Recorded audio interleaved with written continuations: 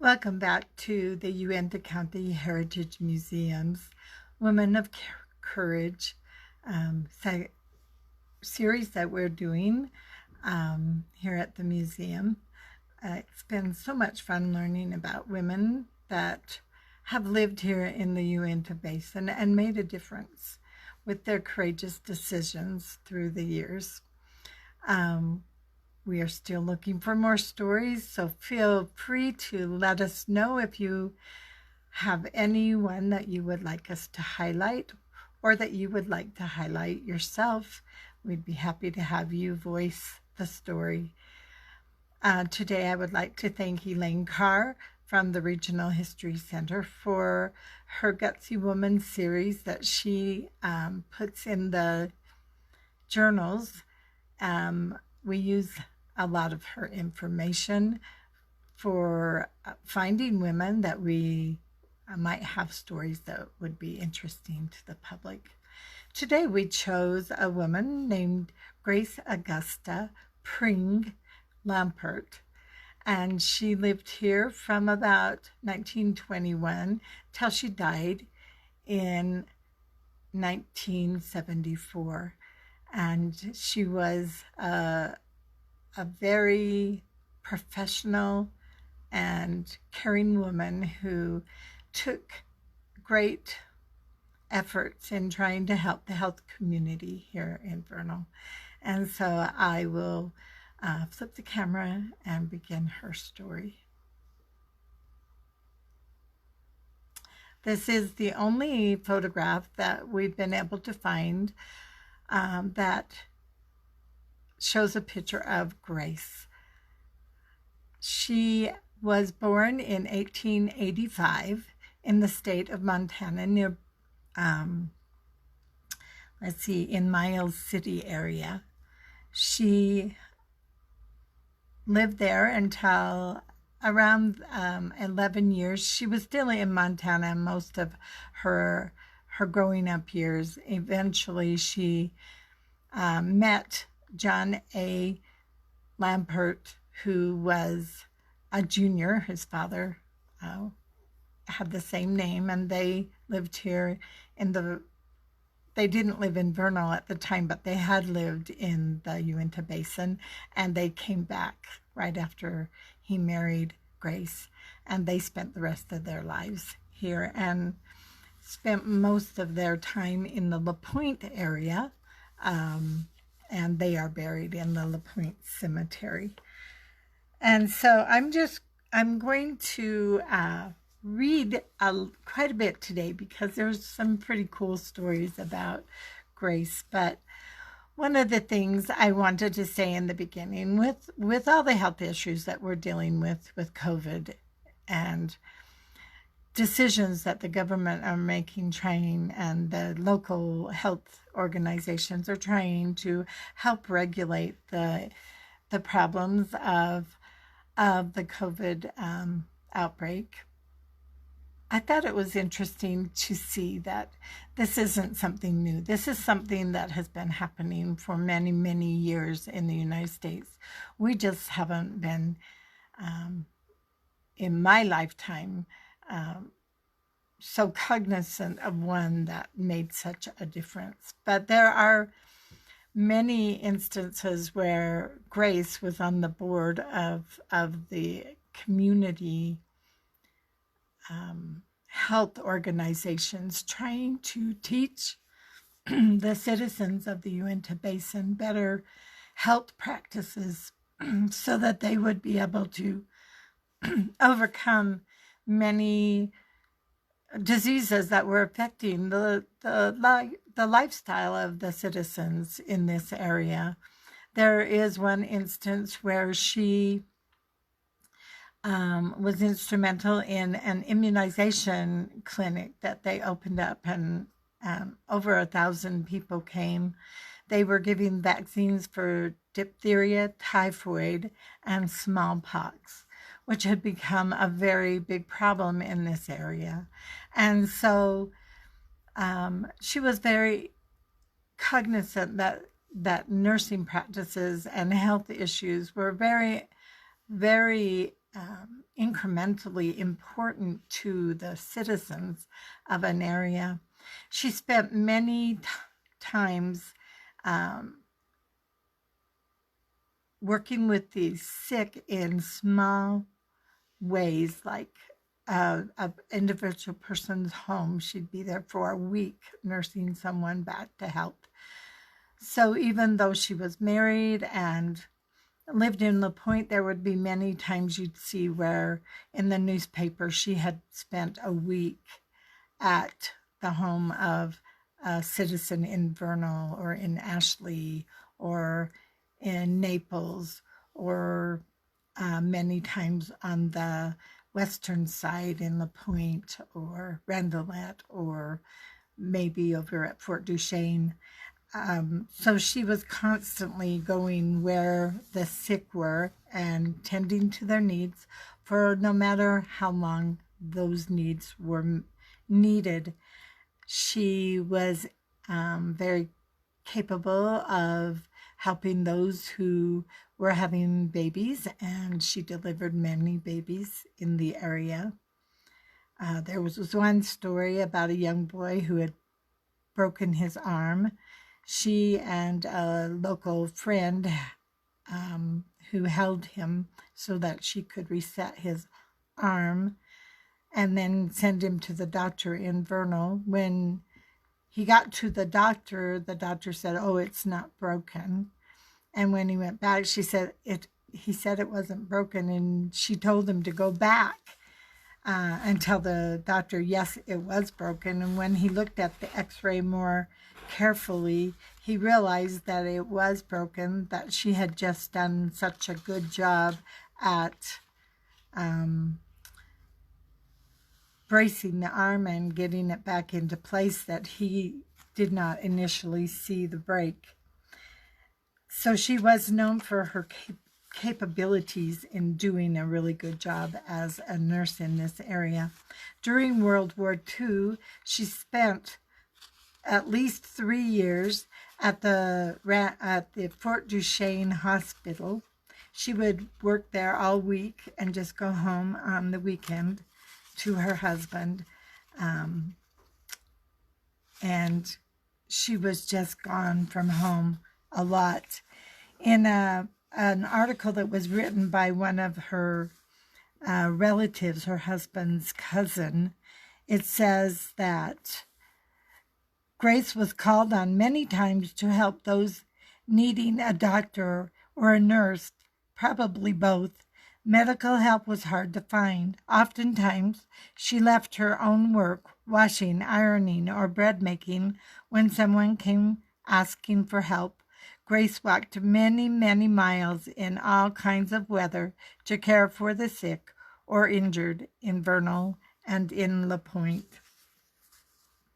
So she was well remembered by her community and her family members for her gracious kindness in the pursuit of helping people who were sick.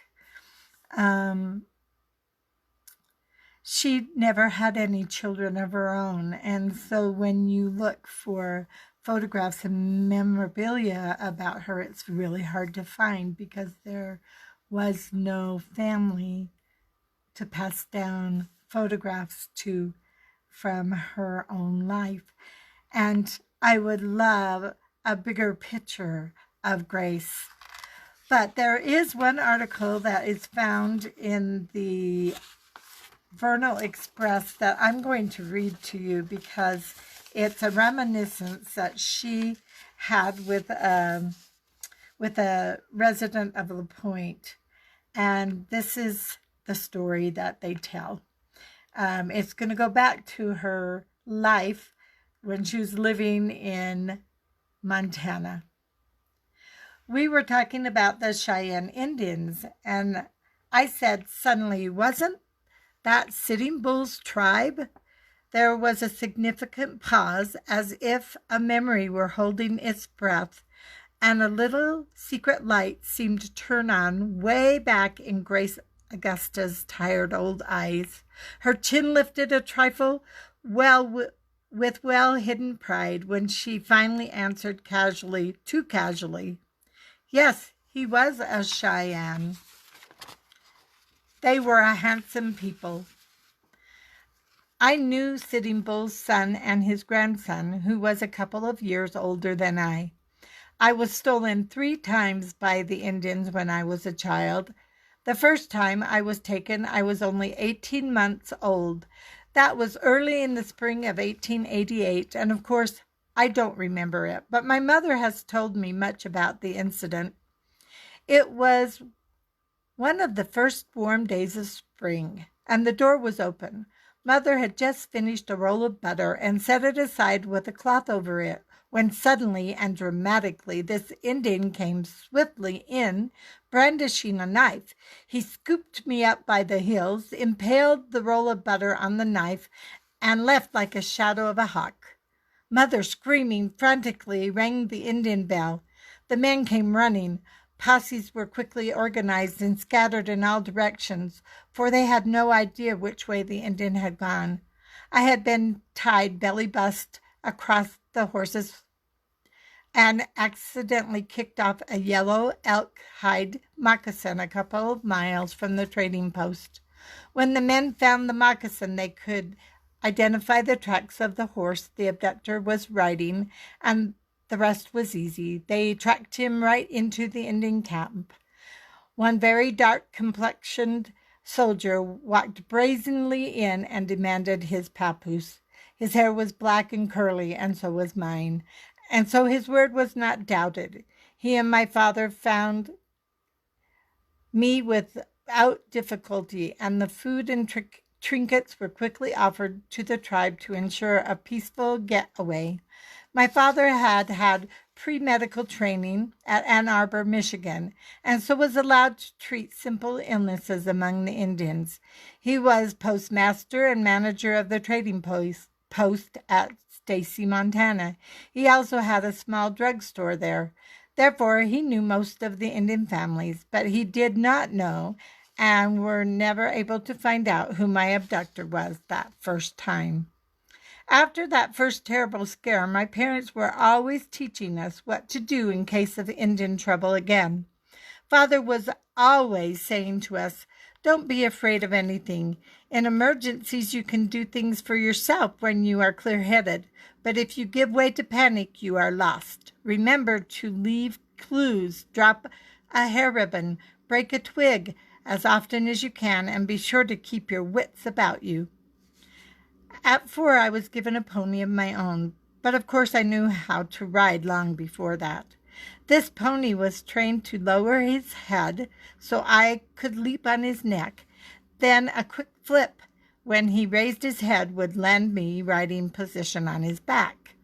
Also, my father took great pains to teach me to whistle and to teach the pony to come when I called and whistled. The next time I was abducted by the Indians, I was 5 years old, and Father's training came in handy. It was summertime, and I was playing in the yard with my little brother when this tall, handsome Indian, son of Sitting Bull, the famous warrior, walked up casually and picked me up and started to walk away.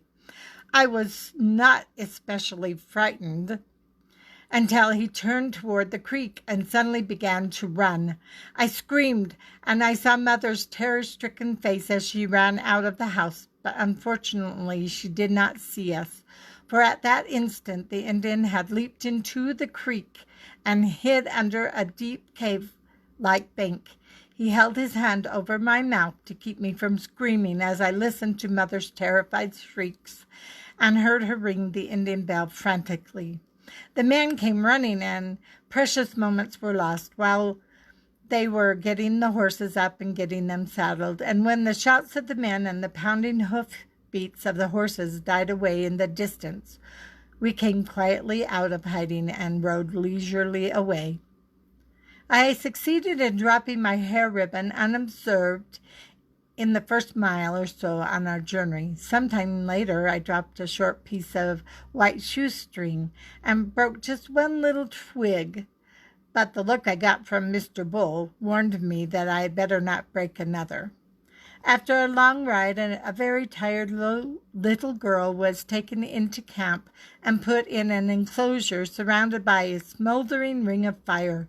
There was an old army tent for shelter, and I was tied with a buckskin thong around my neck, but long enough so I could reach drinking water and food, jerky and 2 apples. An old woman was left to guard me. I was not allowed to play with the children, but one little boy, a couple of years older than I was, came often and stood outside the smoldering fire ring and stared at me. At these times, the old woman would run her fingers through my black curls and smile fondly at the little boy. He never smiled back. The next night I was there, the wind came up along toward morning, and the flapping of the old tent awakened me, and I noticed that there was a fine shower of sparks from the dying fire being blown high against the dark sky. Little did I realize that these same sparks were guiding the soldiers and my father to my rescue. At the crack of dawn, I heard a horse whinny, and I saw a dozen or so soldiers and some others, including my father, on a little rise of ground just outside the camp. They had my pony with them. I was thrilled beyond measure, and I began at once to whistle and shout for him. They soaked a blanket from the canteen and threw it on the pony and turned him loose, and he came at a beeline for me, leaped the fire ring, which was about out anyway, and put down his head for me to mount. I scrambled on his back just as the aroused Indians began to run toward me, and the old woman guard began to scream and grab for the wet blanket I was sitting on.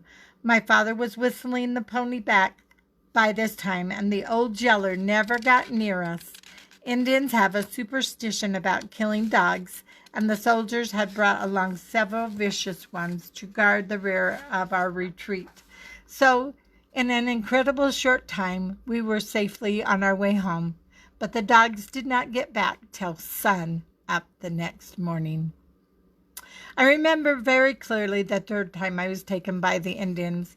I was 7 years old and big enough to be helping Mother with the housework. She was expecting a baby almost any day, so my special chore was to carry the water from the creek for her. While I was filling my 2 small pails with water, a young Indian stepped up and asked me for a drink from my copper dipper. I gave him the drink, and he told me he had a fine new pony and invited me to come and see. Loving horses as much as I went with him without a thought of fear. The pony was tall and slender, as Indian ponies went those days. And while I was petting him, the Indian asked casually, "How heavy?" and lifted me up as if to judge my weight. Then suddenly threw me on the pony's back, leapt up in front of me, and lashed the horse into a dead run. I was not too frightened, for I knew we had been speeding along the creek. After some time, the pony slowed down, and I was given some candy and treated with every kindness. I soon came to realize that this was the same man who had taken me the last time, Sitting Bull's son. After a long ride, when I was very tired and sleepy, we finally came into the Indian camp, and I was given into the care of a young Indian woman in the same kind of fire enclosure that I had been in before. This young woman removed my clothes and dressed me in a lovely new white buckskin dress. I've always felt sure that dress was made for me. The fringe was long and ripply, and it was laced up the front with a white buckskin thong. I felt very elegant. Then, with great care, my attendant began painting my face yellow and red, first in some kind of strange ritual, and then black, and lastly long streaks of white across my forehead and under my chin. Then she led me to a quiet pool in the creek nearby to look at my reflection.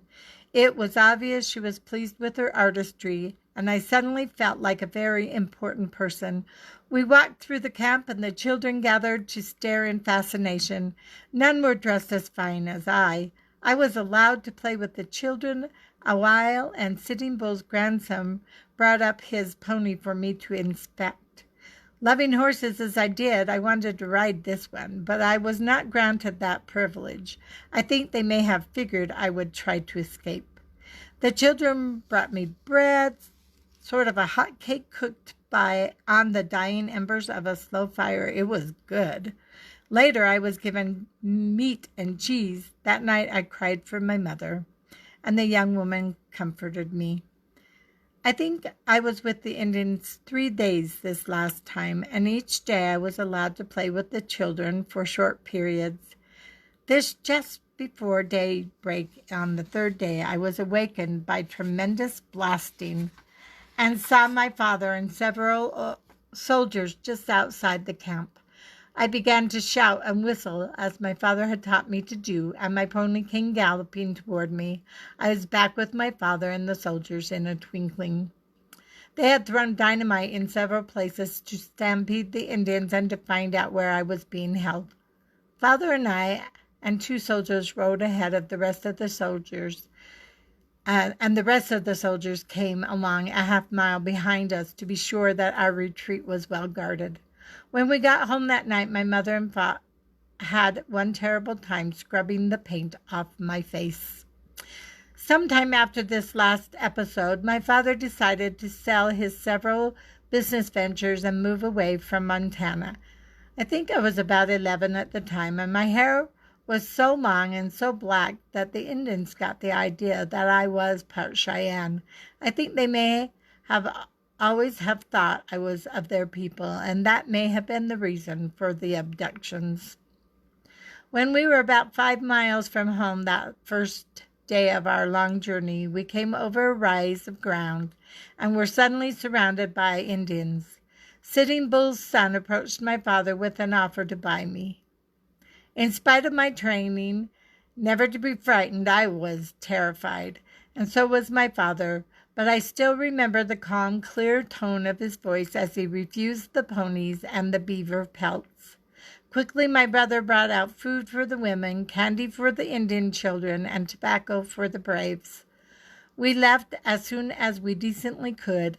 I didn't mean to look back, but I did, and there, a little apart from the others, on a tall horse, sat a handsome lad, possibly 12 or 13 years old. I recognized him as the little boy I had played with in the Indian camp so long ago. He was looking straight at me, but through me. I waved and smiled. He did not wave back, and there was no change of expression on his face, but he watched motionless until a bend in the wagon road shut him from sight. I thought that was really a fun story to get a glimpse into the life of Grace. Just one last picture that I do have is the picture of her husband, John. John's father was one of the soldiers that came to build Fort Thornburg, and John was born in Tooele, and he and his father came back to this area. They had a homestead up on Diamond Mountain. In the summers, they would spend their time up there, and of course Grace went with them then too.